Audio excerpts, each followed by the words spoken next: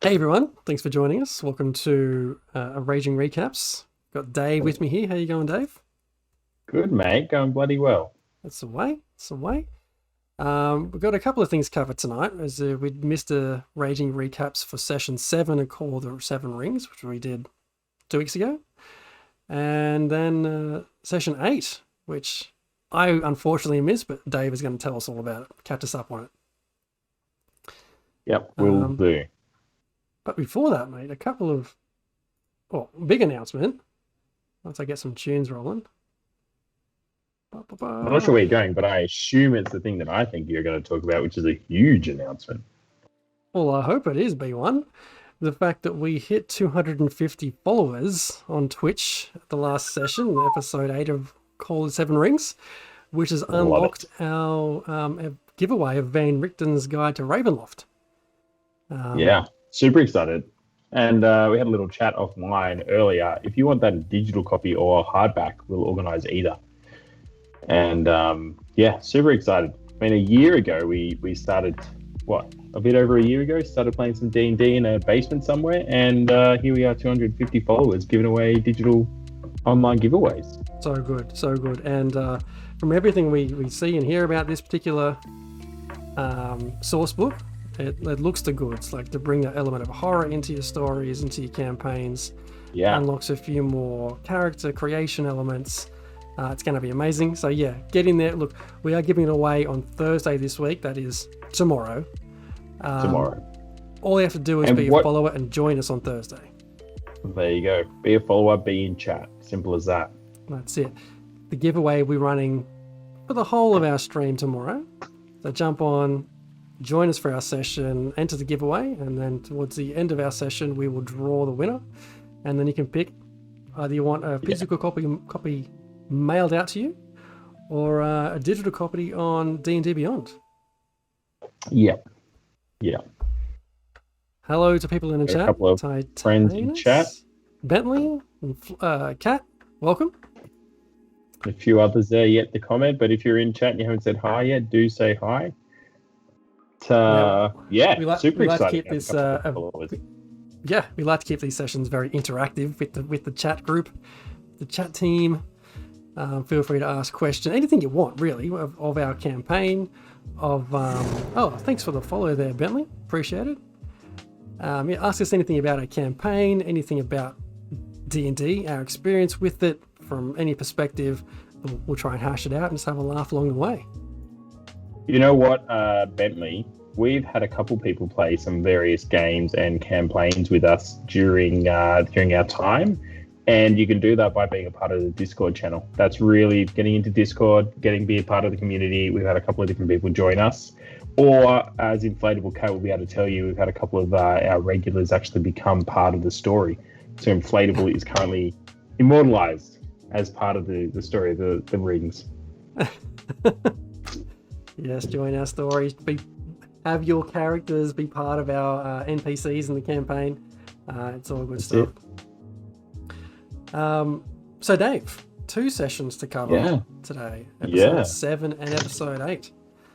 Episode 7 was a bit of an interesting one where we left episode 6 on a cliffhanger of about to start what looked to be a big scary battle. Yeah. And episode 7 and it 100% was it was a big scary battle. There was some stuff going on in there that had a lot of people getting worried. So, I mean, we rocked up to the fountain after a massive explosion. Well, half the party rocked up to the fountain. Where's the other half of the party, Jez? Well, 2 of us happened to be captured by the city guard and thrown in a cell, and then a third one of our group, just the one person, was on their way to rescue us. Yeah. Yeah. So 3 out of action. 3 out of action. So the rest of us, though, hanging out at the fountain. I think Finri may have dived behind the fountain and just been cheering on for a while. Mm-hmm. But yeah, some very interesting characters appeared. So there was some scary dudes. They were kind of misty, and if you got too close to them, you got hurt. It was a bit worrying. I'm as a predominantly melee character, I'm a little bit worried for how this pans out if we see more of these dudes, because by being near them, they get may get some hurdy ouchies going on for my character. Fortunately, I was able to spend a little bit of time doing some other things in the background, which we'll come back to. But in short, we kind of kept them busy for a while.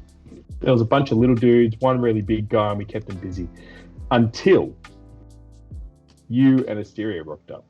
Yeah, so thankfully Raya turned up in the prison area and managed to free Asteria and Hector, because otherwise we were just sitting there twiddling our thumbs.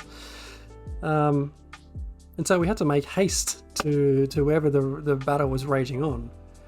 And Hector wasn't keen on approaching or being anywhere near these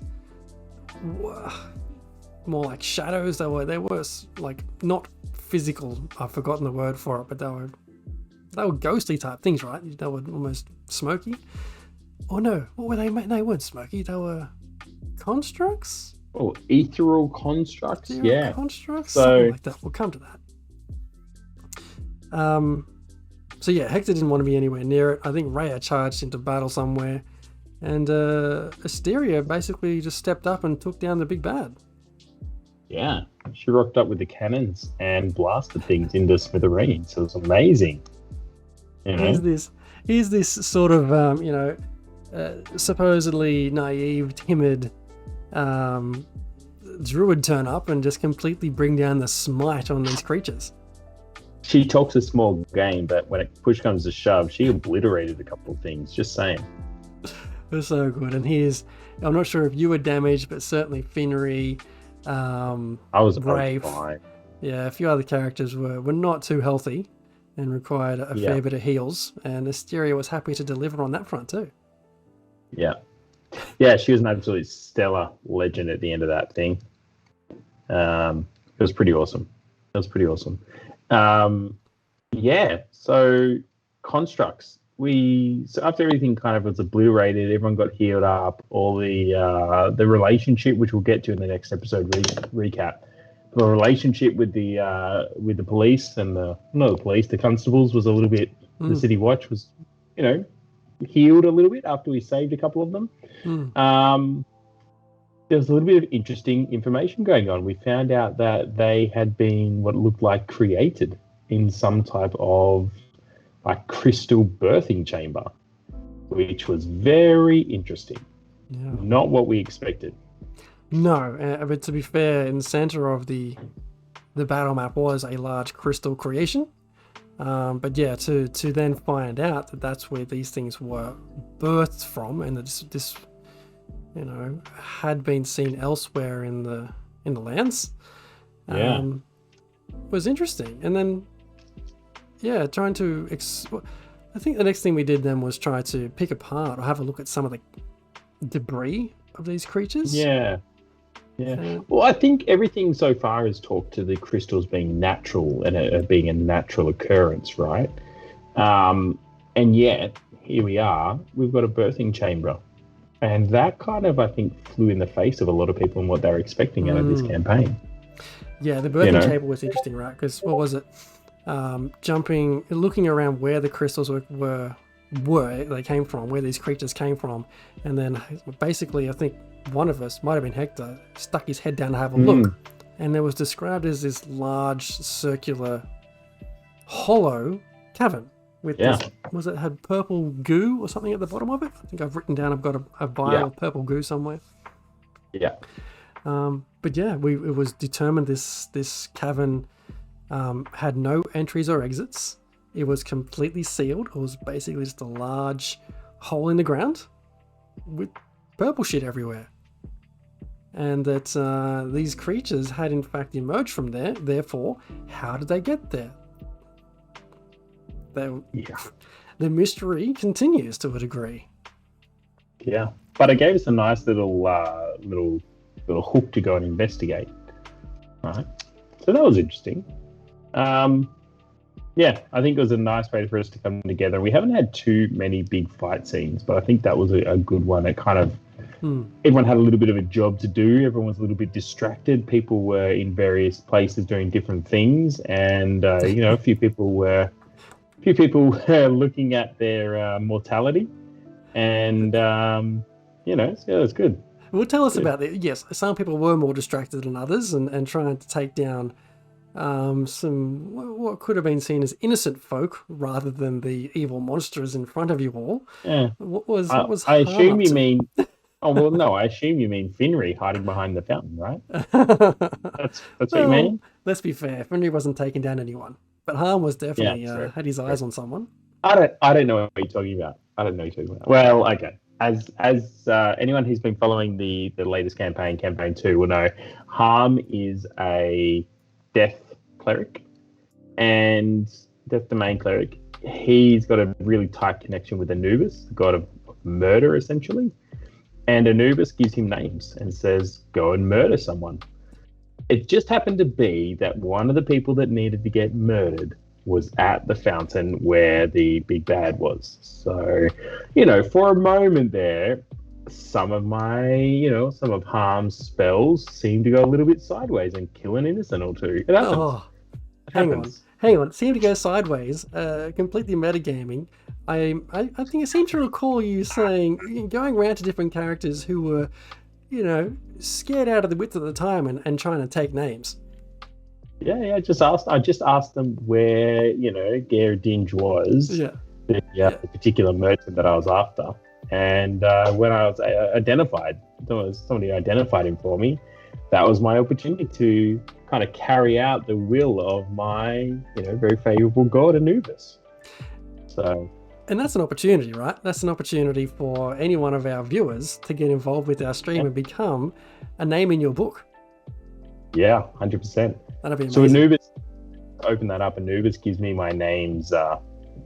Gives me my names in a little book. And for you, if you wanted to, head over to our Buy Us a Coffee, you'd 100% be able to get yourself in as one of those names in the book, or any name that you happen to decide. And I think that was a little bit of fun. So it's interesting. I kind of gave the DM a little bit of creative override over this. So he controls what names Anubis puts in the books. And I think that's fair. He's the DM. He's kind of like the god of our world.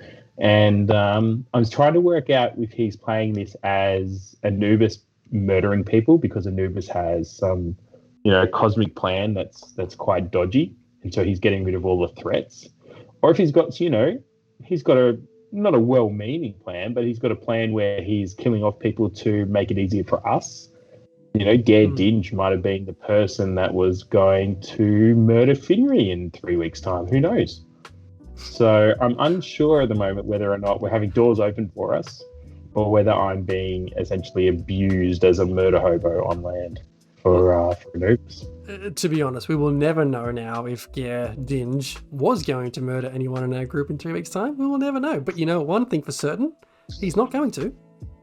Not going to now. 100%. No, unless there's an necro around who raises him, which in a few levels is exactly what I'm going to start doing. Yeah. It's going to be awesome. Going to be awesome. So I'm just looking through my notes. Yeah, go ahead. Yeah. I was just going to say the end of all of that, after all the murder and everything else, was that there was a certain Finry who started getting very conversational with a certain old mate Shadowhands, who was the captain of the City Guard.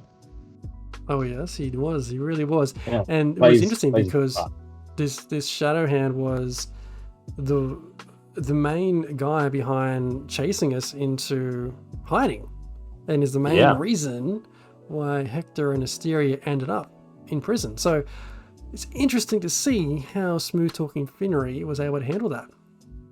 Yeah, very much so. Very much so. Where did he take it? Because we following the brief interaction with Shadowhand at the end of session 7, he gave us a bit of a clue to try and he did tell us that this kind of crystal occurrence, whatever you want to call it. Yeah, occurrence. Also happened there were stories of this happening in Arneen, if my writing serves me correctly. Another city somewhere, which is near Drumesh. And also the fact that, maybe we could take some of these leftovers of these creatures, which were made of wood and metal and crystal, to a crystal smith and see if they knew anything of it. Hmm. And did Shadowhand... Not something I knew existed. No, crystal smith. I like it though. Did Shadowhand chaperone us to that visit? That is a really good question and a minor detail that you can find out if you rewatch one of the reruns or find us on YouTube. Good point. Let's throw that link in there for anyone who Super wants to Dan subscribe has to helped us out there with a Prenine as the town. Thanks very much, Super Dan. Super Dan, feel free to jump on. Just saying, have a chat. But yeah, we went to a crystal smith, and I don't think that person, and I haven't got their name there. Have I? Well, she Yes. said Jasmine that as Jasmine was the number one crystal smith around, and she was pretty certain that whoever made this thing was well beyond mortal capabilities. So, I mean, just another, hook and another interesting thing that kind of appeared as part of the story. There are many of these hooks. I mean, I am super impressed with how the DM was able to not thread us through this story, but give us so many threads we can follow either straight away or later. Yeah. But I think...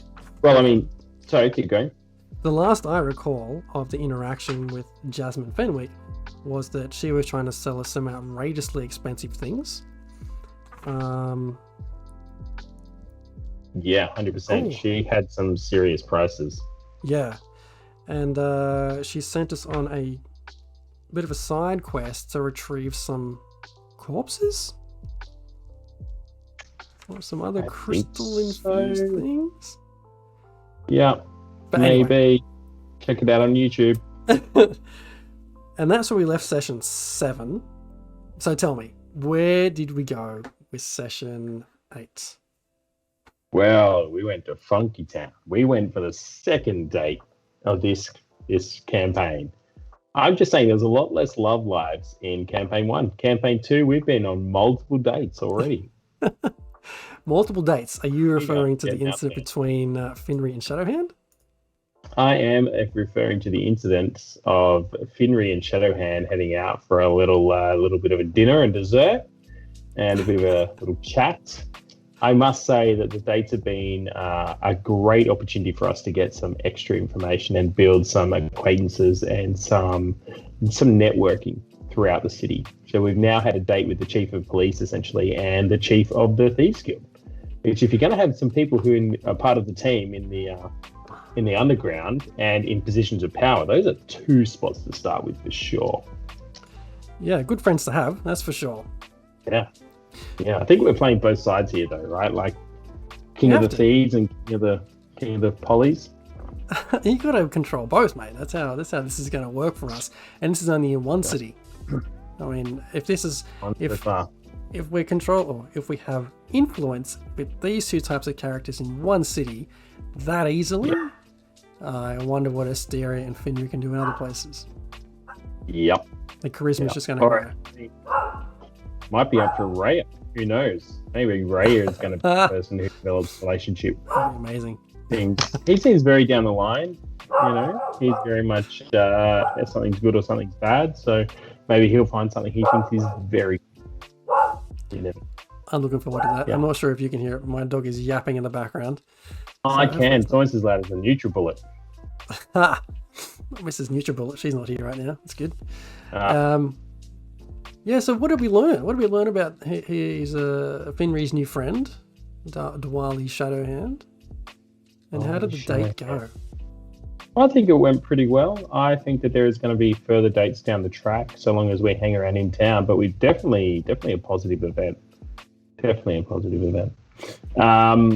Some great RP from Dan, old mate Super Dan, who's in the chat tonight with us, playing as Finri. And there were some interesting moments where Ahinza or Asteria tried to assist and suggested maybe she become a spider and sit on the shoulder. At which point we reminded her that spiders can't talk human, so she couldn't do that.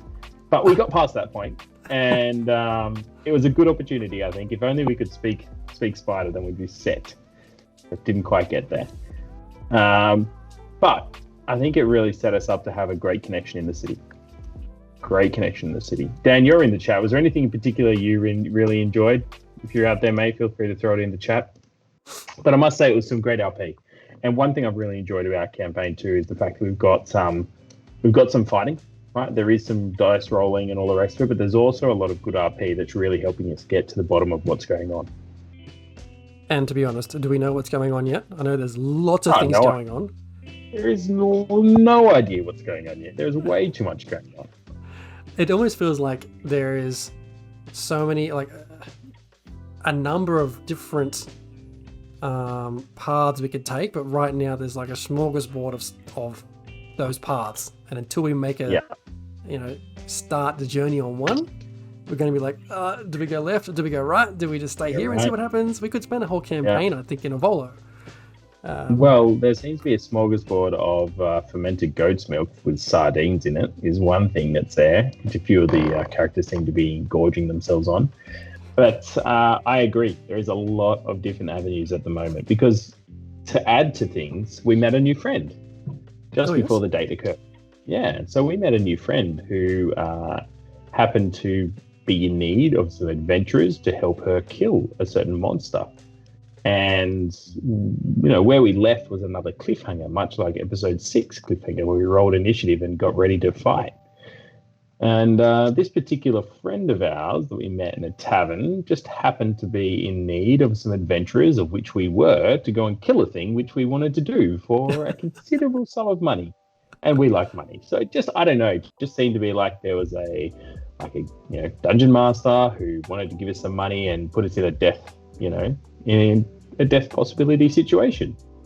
So, we met this person early in the evening. We had Finnery head out on a date with Shadow Hands in the night, and then the next morning got up nice and early and trampled off to potentially our death. A little side quest on the side of 50,000 possible paths we could be walking down for campaign 2. But this is just a mercenary kill, right?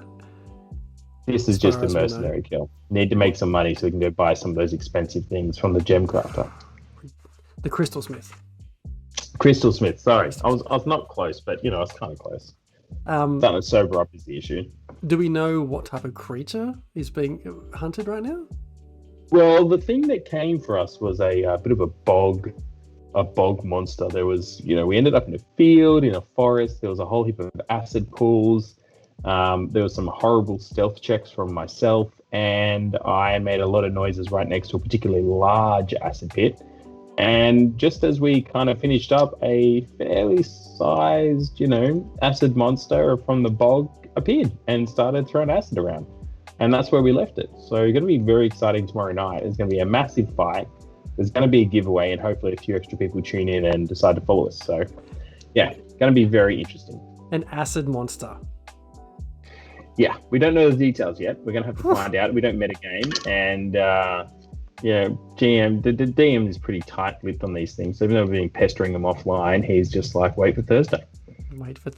So no looking up acid monsters. No.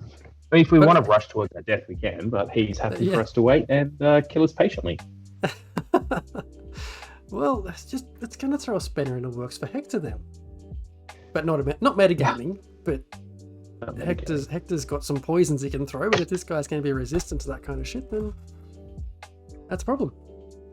To find other ways to destroy it. Could, in fact, be a drama. Speaking of things that Hector can create, I remembered before that one of the things that I've put an order in with our friend Jasmine Fenwick back at the Crystal Smiths. Oh, yes. Sweet. Was a crystal detector. Kind of crystal detector. Put an order in thinking that, we need to try and find the source of these crystals that emerge from underground and give birth to these creatures. Therefore, these crystals must be underground. Yeah.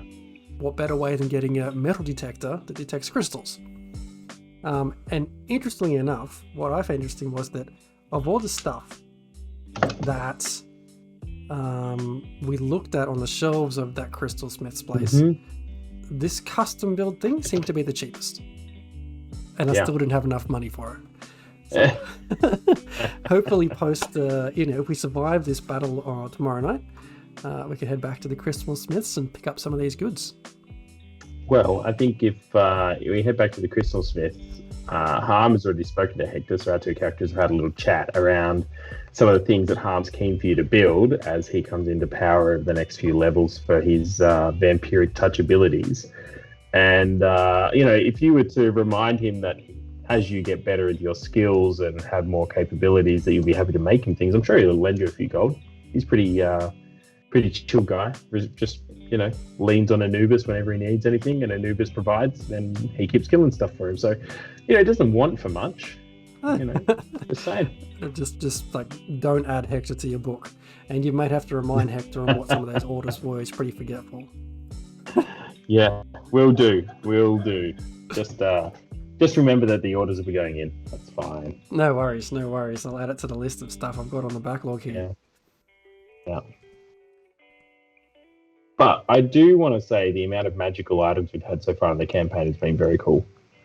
I'm excited to hear, to see what other things the DM of Doom has got in store for us. We opened up the very first session with everyone getting a magical ring and a +1 weapon, essentially.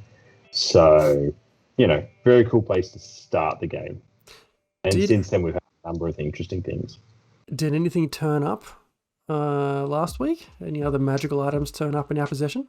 I don't think so, but I have to feel like either a reward or murdering this acid monster is gonna give us either some cash to buy some stuff, or there's gonna be something on it we can use to craft or keep. So yeah. Well, yeah. To be fair though, I guess after session 7 we did manage to level up to level 5. And, level 5 indeed. I'm curious as to where you took Harm with that extra level. Yeah. So we started at level 3 and Harm was a 2 fighter 1 death cleric. And that progressed now. Harm's gone through level 4 and level 5 to become a 2 fighter 3 cleric. So I didn't get a lot of things. I got a couple extra spell slots is mostly what I got. Right. So I'm starting now to build out Harm as this fairly formidable foe. If you can get him, if I can get in close range with you, I've got the ability to take an action surge for an extra turn, and I've got the ability to grapple you as one of my feats and these sort of things. So close quarters, Harm's dangerous, and he's going to get more and more dangerous as I bring in Vampiric Touch and a few other things over the next few levels. And Death Domain Cleric is all about, hurting you like a lot. So yeah, as we head into those third level spell slots, it's going to be a lot of fun. But for most classes, level like 5th level gives them access to a lot of really cool things. It's only because I'm multi-class that I have to wait a little bit longer. Well, I'm a step behind. I haven't actually leveled up yet because I wasn't able to get to last session, so I've been a bit slack on that. So that's on my to-do list. But looking through what Hector has access to now, he does get another 1st level spell slot and opens up 2 2nd level spell slots, which is going to be interesting. Happy days. Now I remember looking through some of his spells available to artificers the other day, and there's a lot of utility things. One of the things I was really interested in was, I think it was Web, where it basically just stops them in their tracks. If they move, like they're disadvantaged to move, or it's rough terrain or something like that. And it's a really wide area. And I just thought to grapple someone with a web and then let the melee, like the heavy hitters just come in and wail on them could be interesting. Yeah. And there was something else, I've forgotten what it was. So yeah, there's a few things that Hector has, but there's certainly not massive damage dealing.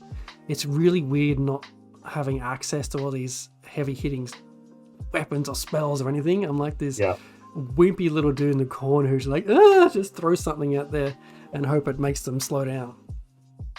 You can make people have a +1 weapon for the day and those sort of things though, right? Like you can do some of those things as we go forward, and extra potions you can make, and some of these things like web though, that like if you think about it, if we can get somebody who's stuck and suddenly the melee can crush them for a couple of rounds while they're stuck and we don't have to worry about people flying all over the place, that's going to be huge. Especially if it means that our melee characters can really wail on something and let our casters hang back without it, jumping around as we've had dramas with a few times, and have more of that traditional people up front, doing the upfront close quarters danger to stuff, and then have our casters out the back just, lobbing in the magic or shooting, whatever it happens to be. That's the synergies we're after. And so there's nothing wrong with absolutely nailing those synergies and making those things possible. It's huge. I know, but you just can't roll the damage dice. That's the thing. It's like, how much damage? Just doesn't happen. However, hitting level 5 as an alchemist, there's something in here I couldn't quite comprehend, so I might try and figure it out with you here. Let's do it. And chat, feel free to weigh in if you got the answers. So level 5 as an alchemist, I get Alchemical Savant, which means I have masterful command of magical chemicals, enhancing the healing and damage that it can be created through them. So whenever I cast a spell using alchemist supplies as a spellcasting focus, which I haven't really been doing yet, but I probably should. I don't know how to do that. Like, I'm going to, hold my mortar and pestle. You gain a bonus to one roll of the spell. Okay. That roll must restore hit points or be a damage roll that deals acid, fire, necrotic, or poison damage. And the bonus is equal to intelligence mod. Yeah, intelligence mod. So, the bit that I'm not quite certain on there is you gain a bonus to one roll of the spell. I'm a bit stuck on. That sounds great though. It does sound great. That any time I do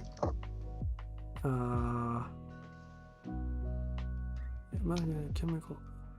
Anytime I do give someone a healing potion, it sounds like. Create. Well, let's think about it. If you're doing acid damage or fire damage. Yeah. So I have. Have you got spells that do that? I do have Tasha's Caustic Brew, which I think is acid damage. So that basically gives me a plus. But what I'm confused is as to why it says to one roll of the spell. For what? Good turn. Could be, multiple dice rolls. So maybe it means one dice as part of that cast. You gain a bonus to one roll of the spell. And that bonus is a static number. It's my intelligence mod. And can it be for hit? Like, is it a bonus on hit or? No. Okay. That roll must restore hit points or be a damage roll, so not an attack. Well, a damage roll. Oh, so basically just means you just add your intelligence mod. Add your intelligence. Yeah, that's what I think. Your bonus to one roll of the spell. Happy days. What's your intelligence modifier? I think probably like a +3 or +4 right now. Hey, if you think about that over the next 10 attacks, you're going to be 30-40 extra damage. So that means basically that anytime I create a healing potion, so right now the healing potions I can brew are 2d4 plus my intelligence mod already. So let's say that's 4. 2d4 plus 4 plus another 4. Potentially. It's starting to look pretty heavy. Yeah. I like it. So that's where I'm looking forward to get some heals. With level Happy 5. days. Happy days. And so you've rolled, just to give us everyone in chat a quick heads up, you're a now level 5 alchemist artificer. Is that correct? Yeah, rock gnome artifice alchemist.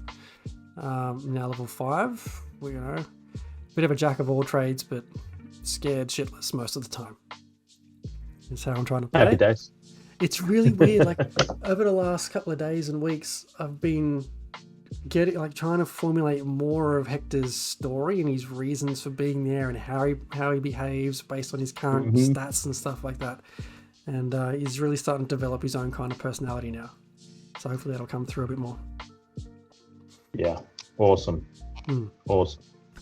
I think we've had the more and more RP that we get as a group, the more and more we see a lot of these personalities coming through from Asteria's kind of timidness and really naivety around a lot of things, to Ray is really down the line, something is good or evil, right? To Finry's interest in getting a large feather from Malchus's, hat. To Malchus talking to his sword all the time, right?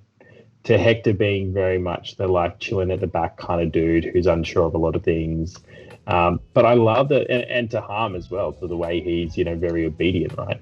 I love the idea that there's slight changes happening. Everyone's discovering their character a little bit. And then as characters, the characters are kind of understanding, discovering the group a little bit. So it's kind of like multi-levels, right? Yeah, like you're discovering yourself, but you're also adapting your own character to fit in, or to not fit in, but based on the understanding of the other characters and what that means just to to find its place in the group, right? It doesn't have to mold to be one specific thing, but it's finding how it relates to other people and their specific ways that they deal with things. Yeah, it's really cool to see. And we're back in tomorrow night. And we're back in tomorrow night. Looking forward to it. So big giveaway tomorrow night, big fight tomorrow night. Hector's gonna parachute in from somewhere. Maybe he's been caught in a butt crack or something, because unfortunately Zim, when he would parachute in, just like how many gargantuan bloody giant barbs apparently. But, Hector, which I've been thinking, if one of us does die, if we have a PC death like we did last time, we have to come back as barbarian, because we rage, we roll, we rarely check for traps. We've got no one who can rage. We're the raging rolls. So if anyone was to multi-class to barbarian, who do you think it would be? Which character? Well, I mean, the big thing about rage, you can't cast a spell. It'd have to be someone who's not casting spells while you're raging, but doesn't mean you can't do one or the other. Well, I mean, you'd be wasting a lot of multi-class points if you chose not to rage as a barbarian, right? Things like if you go bear totem barbarian, you get half damage versus you get resistance versus almost everything except psychic damage. So, if you're not going to use that, then it's a waste of going into that class. So it'd have to be somebody, maybe a ranger. With any ranger archetypes, do we? No. What about the gunslinger? Oh, my gunslinger, good. Flint. Yeah, we get Nick there. I can just see him too close for a long range shot. Just grab the rifle and just bang, just smash the shit out of someone. That'd be amazing. Just lines up the rifle and just pokes it through somebody's face and it pops out the back of their head, or just throws it like a javelin from distance. Right? Blunt. Yeah. Just some sort of blunt force damage or something, bludgeoning damage. You know what? If Hector does die, I just saw Kat's comment, please don't die. And if Hector, heaven forbid, does die at some point in this campaign, I've already thought up my new character. And I think it'd be.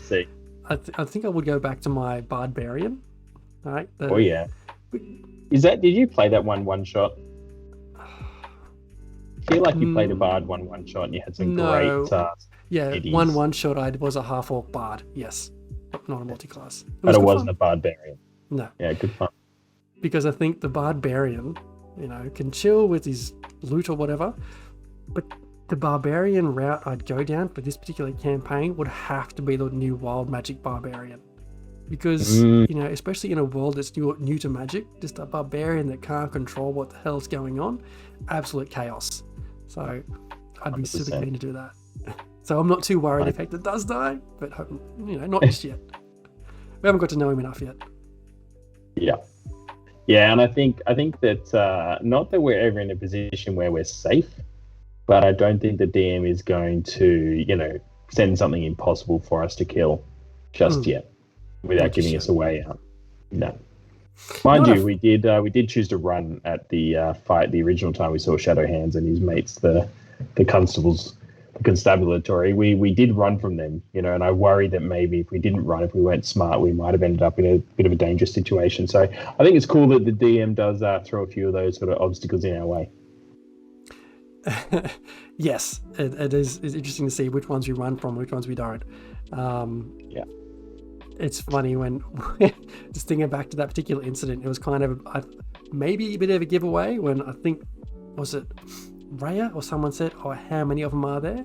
And you get to see the DM just go, think of a big number. There's that many of them there. Don't fight these guys now.